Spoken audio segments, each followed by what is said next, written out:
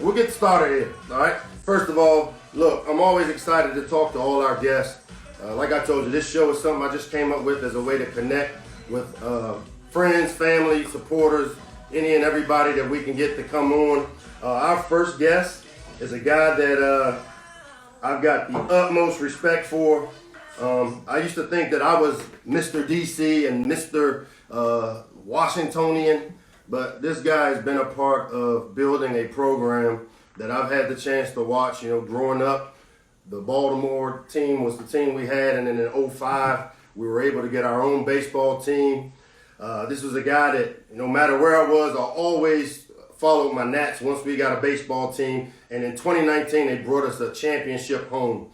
The guy's a two-time All-Star, Silver Glove guy, silver, did everything. I mean, anybody that knows Ryan Zimmerman knows the type of what he represents in terms of not just the Nationals, but this area, and has done so much in the community. So with that, let's bring on the National. Let's go. What are you doing back there? Oh, he's not on yet. Beer's back there cutting me, telling me he's not on yet. So I'll keep going with a few things here. I grew up in the southwest section of the city where they built Nat Stadium. That area of town is the area I grew up in, so it was great when I came back home and saw that we built a stadium right there in my backyard, basically. And again, you know, the opportunity to be able to talk with the two guests we have tonight, Ryan Zimmerman. We've got Tua Tagovailoa coming on as well. Tua, there you are. Tua, you got me? I got you. What happened? Man, this is what happens on live TV. Tua, you there? Pull over. Don't be driving and FaceTiming, brother. So make sure you pull over. Be safe. You doing all right? All right. Are you pulled over and safe? Because for some reason you're looking a little frozen. Where are you in the middle of the? What are you doing right now? Tua.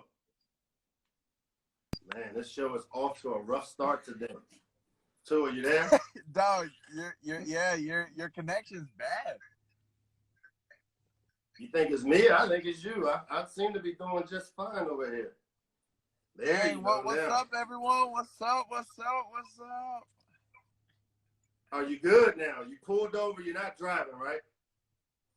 I'm good. All right, so let me do this. I got to give you a formal introduction. First of all, we got to thank Tua Tagovailoa for coming on. I got a laundry list of accolades to talk about this guy. College football national champion, 2018, Heisman Trophy runner-up in 18, and that's on me. I didn't allow you to stay in the game and finish off those stats because we were doing a great job by the halftime. He did win the Maxwell Award, the Walter Camp Award, was the SEC Offensive Player of the Year, a consistent All-American, one of my favorite players, and I've had a ton of guys that I've had the opportunity to coach, but definitely one of the most genuine and one of my favorites of all time. A great family guy, great leader, strong faith and family background. Tell me what's going on in your life right now, Tua. Man, I just finished my pro day yesterday, so really now I just left Nashville. I'm spending time with my family now. Gotcha. So you're heading home to Birmingham probably right now. That's why you're in the car. Yeah. And Coach Locks almost screwed this deal up because I told you 7 p.m. But yeah, you almost did. But that's 6 p.m. your time. I didn't know you were talking about 7 p.m. Eastern time. Exactly. So again, I just like I screwed you up for the Heisman Trophy. I almost screwed my show up. But we're having all types of technical difficulties because of the win. But you know what we do when we face adversity? You took a sack on 1st and 10, and it was 2nd and 26. What do? We played the next play. So we played the next play. We brought you on first.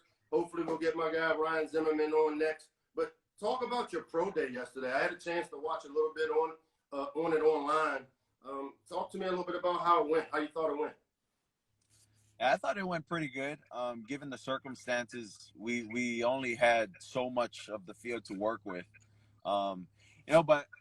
But I mean, I'd like to thank all the guys too that have made it possible, especially with what's going on, with COVID. So a lot of the guys that came out We had a guy, his name is Kalijah, from Vandy. Jerry flew in Okay. to be able to catch. We had multiple other guys that came in to catch as well. But I mean, we did it all under the precaution of the 10 people limit. So there's about a Right. total of 6 or 7 of us. So Right. it was all good, and I appreciated everyone that kind of helped get that together. So it was good. That's awesome that you were able to at least get a virtual pro day in to kind of show the people. And I know I've taken quite a few calls where everybody's wanting to know, are you healthy? Where are you? And one of the things I know from having been a part of coaching you for a couple of years and seeing your development is that, you're resilient in how you bounce back. And so talk to me a little bit about COVID-19 and how that has affected or did affect a lot of your training. Did it affect you very much? Or what types of things did you do to kind of help progress yourself while we were dealing with this pandemic? Yeah, I wouldn't say it's kind of affected me. A lot of the people in Nashville have been very gracious to open up some of their facilities to me and my trainer. So there was probably a total of 3 of us in the gym. We just were allowed to work out, and a lot of the guys there were generous to open up their facilities, not just their gym, so Right. to allow us to be able to go in and throw and also have a pro day. So that was good.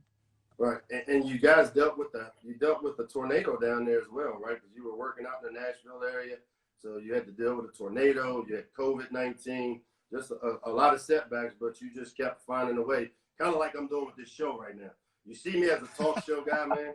Like I'm struggling. No, I'm like never. panicked because I couldn't get a hold of you to make sure you knew it was 7 my time, and I had to call your dad. I had to figure out how to get a hold of you, and you're driving on your way back. We just got to keep making adjustments, but you seem to have continued to do that. So, look, I've been thinking a lot, and because I'm kind of stuck here by myself, for the last 3 weeks, and so I've been on my grill, all right? And one of your favorite days that we would have, what was your favorite day when we were together? I don't know. No, it was Thursday. We had burger nights. Thursday night, Man. burger night. So burger night. So the last 2 days I've done burger night, and I sent you a video of it yesterday as I was cooking on the grill. I put the burgers with my special rub that I never have given you guys the recipe for. Which is crazy because you told us you'd give it to us at least some point, but you ain't give it to us yet. No, you know what? I just may do that because you did save my butt tonight. I was really panicked. That's why I was a little disjointed when the show started because it's like I didn't get a hold of you. We're having some issues with Zim logging on, and I'm just like, man. But so listen, all right. If you had your choice, you're the type of guy. If you had your choice and you had a team to play for, do you have any particular team, or you gonna play with whoever takes you? Yeah, I'll play for whoever takes me. I just want to play, man. It doesn't matter what organization I go to, man. I just want to play. I look forward to playing under any organization that's willing to take a chance on me. So. Right. One of the things that you keep hearing about, and this is what really kind of threw me off, was the fact that people talk about maybe he's maybe injury prone, maybe he is, maybe he isn't, but 2 of the surgeries you had, those tightrope surgeries, were done in an effort to get you back on the field quicker, and probably weren't necessary, obviously. But I mean, what do you say to the people that think, oh, maybe Tua's injury prone? What's been your approach to that? Yeah, I mean, I'm not playing Batman. I'm not on the swim team. This is a physical sport. You're gonna get hurt. I mean, that just comes with it. It was just very unfortunate that I got hurt every season. Right. So it's a part of the game. It's a contact sport. So I can only control what I can control. I can't control that. Love it. I love that. I know this is a special weekend for you, being a strong faith background guy, which is probably why you're heading home. What's your plans for this weekend on the Easter holiday? What do you guys got planned this weekend? Man, we're probably planning to have a big brunch with each other, but just pretty much just spend time with the family. You know, I've been busy trying to get this virtual pro day thing going, and now that it's done, we can kind of check that box off and allow for some time to spend with the family and kind of still get ready for the draft. Got it. Well, I can't tell you enough, man. I'm really, really proud of what you've done and how you've kept a just great attitude. I mean, I've seen it, but it's great for everybody else to finally witness, you know, a lot of the adversity that you faced, especially missing the last few games of your career there at Alabama. And, you know, I think back to, and I don't know if you can see, but I've got the play right here over my right shoulder on the wall. 2nd and 26. 2nd and 26. That's the Seattle. It's Smitty, 42-5, red line, after we took a big sack. Huge play in the game, obviously, to win the national championship as a true freshman, coming off the bench. Just talk about what that was like, man. Coming off the bench and having the opportunity to win a national championship. How special was that for you? Man, that was very special. It honestly, it wasn't just special for me and for the university, you know, and for our coaches and our players. Man, for me, it was super special because my family they were there to actually witness all of that. So that's I guess that was the biggest thing for me, you know, is I had an opportunity to play, and you know, just the kind of support that I had from everyone, you know, and especially the situation that kind of me and Jalen were in, and how Jalen went about handling himself. I mean, you couldn't have asked for a better, I guess, way of doing things. So it was awesome. It showed great teammanship. Both you guys handled it remarkably well. You guys competed. You guys both did some great things at Alabama for us. Obviously, I probably wouldn't be the head coach here at Maryland if it wasn't for the time we spent together in 2018 on offense, where we did some really good things but didn't finish the job. You know, that's the part for me that, you know, I always kind of look back on, is that, you know, as well as we didn't finish the job at the end in the championship. But I'm so excited for you, your mom, dad, Nalu, Diane, your family, for you guys to be in this position, which is a great position, because no matter who takes you, the one thing I tell everybody that I talk to, you're getting a great person that really makes the people around them better, always gracious, always an attitude of gratitude. And again, man, I can't thank you enough for coming on my show, man. It's, again. No, I appreciate you. Thank you. I had a request though. Okay, what's the request? This is what you got to do though. You got to request like someone. Okay. Like after you talk to someone, they have to request another person that you have to talk to. The next person. That'll be good, huh? All right, so you gotta. I request you to have Jerry Judy on the next show. Man, have Jerry Judy on one of my shows Tuesday, Friday. You gotta have Jerry on one of the shows, man. You know what? I will take that into consideration. I will get in touch with Mr. Judy. I'm sure there's quite a few people that would love to be on this show. This is one of the hottest shows in the DMV. And, you know, one of the reasons we have you on is obviously we've got a pretty hot pick with my childhood team was the Redskins. But, you know, you never know. I want to wish you luck. Make sure you drive safe. Thank you. All right, on your way home, and tell your parents I said hello. And just thanks so much for coming on, man. It's been great to spend some time with you. And, man, I'm really proud of you, Tua. Thank you, Lox. Appreciate you, bro. Love you, man. Love you, too. You drive safe, and we'll be in touch soon. You guys have no idea what I had to go through to get Tua on. But let's take some questions. If you got some questions as we wait to get our next guest on, anything you got, shoot it at me. I'm gonna read some of the stuff here as we wait. We're still working on getting Zim on here. I know Beer is working behind the scenes diligently.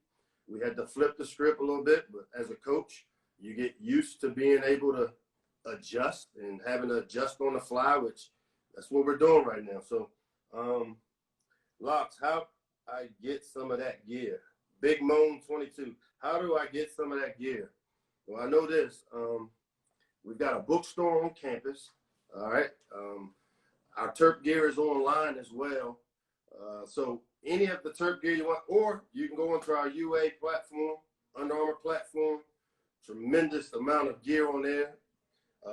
So somebody asked, what's up with Burger Night, Coach? So now Burger Night was a lot easier when you were coaching one side of the football. You know, as the head coach, to have Burger Night every Thursday, be a little tough because that's 110 guys. Whereas when it was Burger Night, we'd have probably 40 to 45 guys come through. This was a tradition that we'd had back at my previous place, where on Thursday, because we got off the field and coaches were able to go home right after practice, and I would go buy a whole bunch of ground beef, and literally it was burgers. And I had this special rub that I got from my guy Steve Chavez down in New Mexico, and it's a dry rub that you put on the burgers. And I know the offensive players at my previous stop really enjoyed and loved Burger Night, so they wore me out. It was a great time to again, bond as a team, bond as a unit on offense, and it was something that we all look forward to. Please talk about the 2021 quarterback. Well, obviously I can't talk about the 2021 quarterback that we're recruiting. So, you know, obviously we can't talk about recruits in the 2021 class because they haven't signed. So we can't necessarily discuss 2021 quarterbacks. But just know this: we are on the hunt to go get a quarterback to compete with. We got 2 big-time quarterbacks in our program. We expect Josh Jackson to take a huge step forward. Year 2 in the program, he's had a great off season prior to the COVID-19 situation. And we've seen Lance Lejeune, the freshman we recruited last year, again, continue to take huge steps in his development. So it's great that we got 2 guys that we feel are capable of running the show. But obviously we got to create depth and we got to recruit more quarterbacks. So we're definitely in the hunt for a quarterback in the 2021 class. And with that, man, I'm gonna bring on our first, the guest we were supposed to bring on before. And I'm gonna just tell you right now, it's March. What is it? April now, and it's a lot different now than it was last April, where these guys were able to go out and play baseball. This guy is Mr. DC. I used to think because I grew up in the city that I was DC, Mr. DC, but I mean, this guy has done some wonderful things in our community. He's been with our Nationals since their inception. I'm excited to have him on. I introduced you already, Zim. I'm sorry about the technical difficulties, and this is live, and I am not your normal TV host, so I was terrible at trying to kill time. But it's great to have you on. As you can see, I got my shark here. In honor of you, got my red towel back here. Finished the fight. Let's bring on the Nats first baseman, Mr. DC, Mr. National, Ryan Zimmerman. What's going on, Zim? How you doing, Coach? Sorry about that. It's not your fault. It's definitely my fault. I don't have any of this stuff, so we're pure panic mode over here. Well, just know this. I'm going to tell you how my day started. Is that I told Tua to come on at 7, and I realized he's in Nashville, so he's probably thinking 7 his time. He's driving home, so I hadn't got a hold of him. You're having technical difficulties. I had to figure out how to get a hold of Tua. He gets on, we flip it, and guess what? We're going to make it work. And I know we've had a lot of people that were excited that we were going to have you on. Talk to us a little bit about what's going on in your life. No baseball. I know you did tell me that you guys are expecting, you and your wife are expecting. What's your life been like with COVID-19? Yeah, man, we're at home, kind of waiting it out like everyone else. We have a 6-year-old and a 3-year-old girl as well, and then my wife is due at the beginning of June. So it's busy times over here. It's cold and windy, and you can't really get outside. Those are the tougher days. We're lucky we got a nice big yard where they can get outside and play, and most part the weather's been nice, but just doing what we can to stay in and stay safe, do whatever we can to help out with this thing and get to the other side. No doubt. So you're very fortunate because I've heard some of the horror stories of having to do homeschooling with some of these kids in that 8th through 12th grade, and they've got this thing called new math or something that, I mean, I've talked to a bunch of parents and doing my recruiting calls, and some of our coaches that have kids at home, and they are struggling with having to teach. Talk a little bit about, do you have anybody in school, or what are you guys doing with the kids? Are they doing anything? Yeah. You got a 6-year-old. Our 6-year-old is in kindergarten, so she doesn't have any of the new math stuff, but they started doing some sort of math stuff called subitizing, which me and my wife both had to look up. We waited until she went to bed that night to look it up so she didn't see it. But I'm like, I got to look up stuff for kindergarten math. I got no chance nowadays. So, but yeah, I mean, we're doing as much as we can to keep them stimulated. We try and do an hour or two every day. The school system out here has done a good job. They send home, once a week in the mail, they send kind of a packet of what they sort of would have done at school. My mom, teacher, I always appreciated teachers, but I think a lot of people are appreciating teachers a lot more right about now.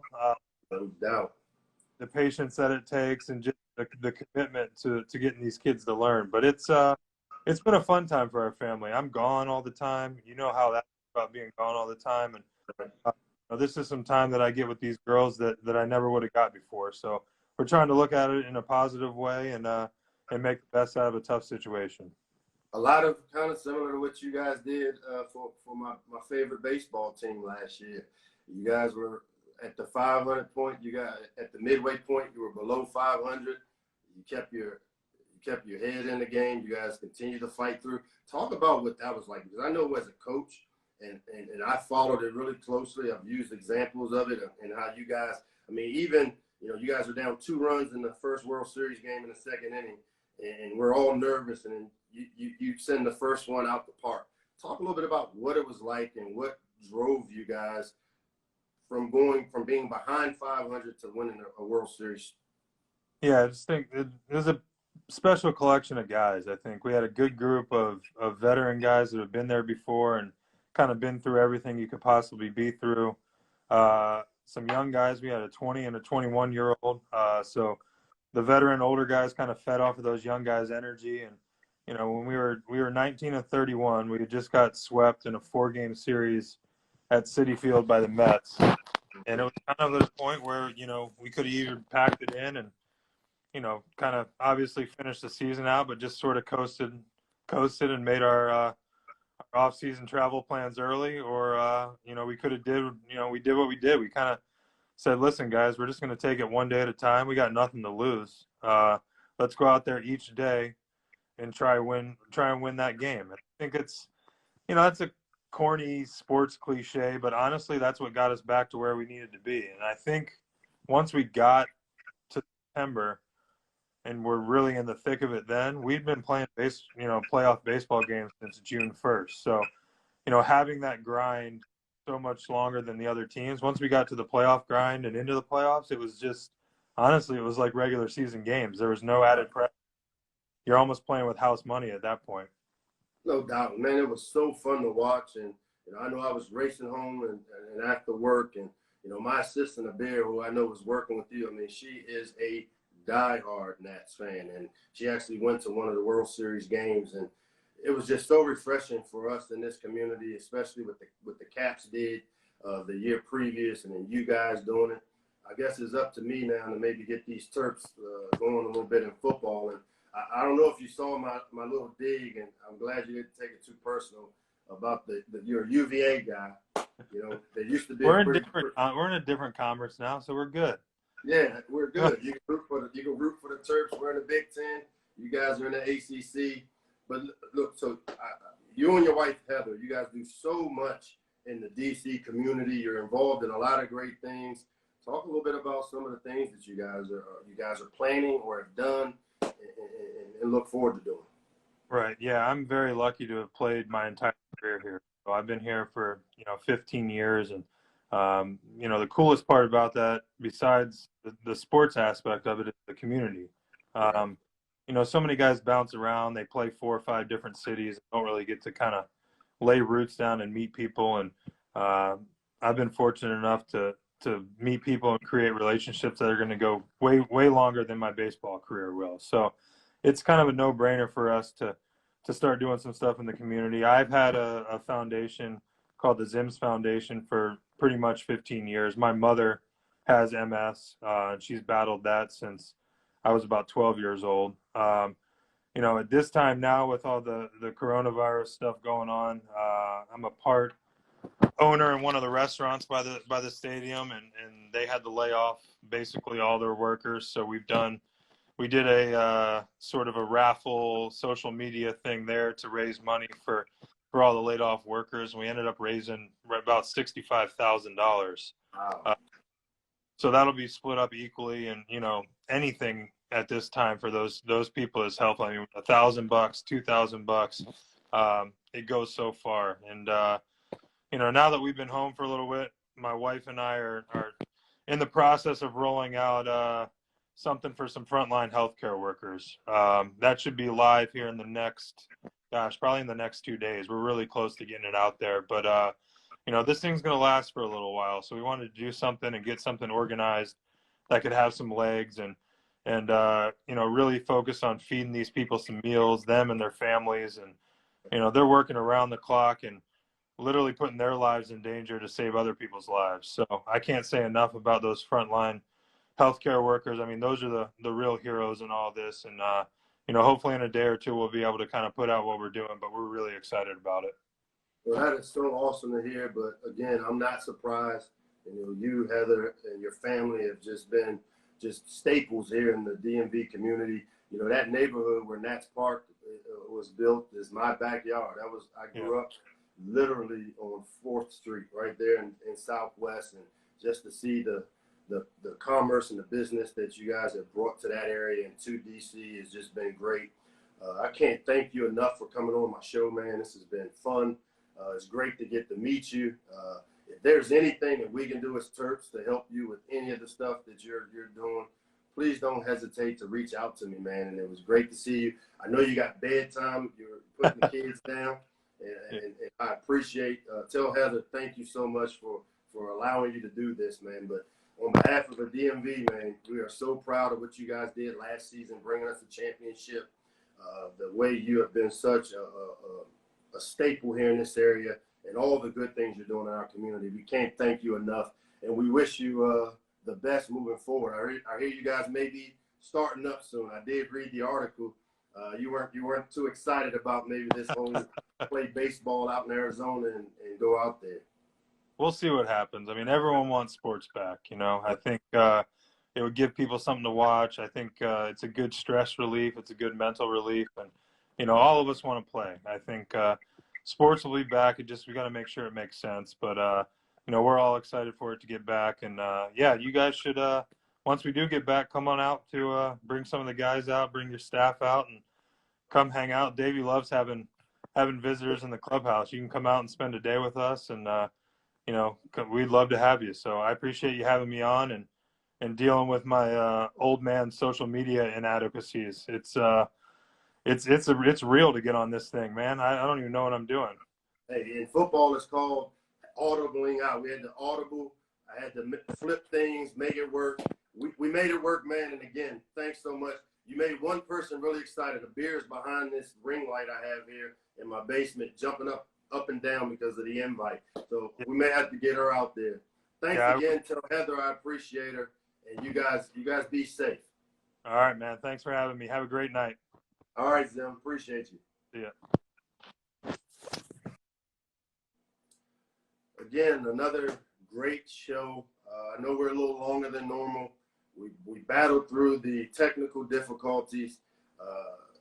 As a good coach always does, you got to have a play in your pocket to call when the clock is ticking down. And I want to thank both Tua and Zim for making time, and we battled through the Wi-Fi issues. Coach Locke screwed it up issues, but I thought we had another great show. And the great part about it for me is, this isn't a stage show. We're just guys and got people talking sports, talking DMV, to give us an outlet from COVID-19 and all that it has brought. Again, I can't stress enough, if we want to get back to playing sports, we all got to do our part. We need to stay home and follow the advice of our medical experts. Together, we all can speed this process up by just doing the right thing. I hope you guys enjoyed the show. Come back and join us on Tuesday night.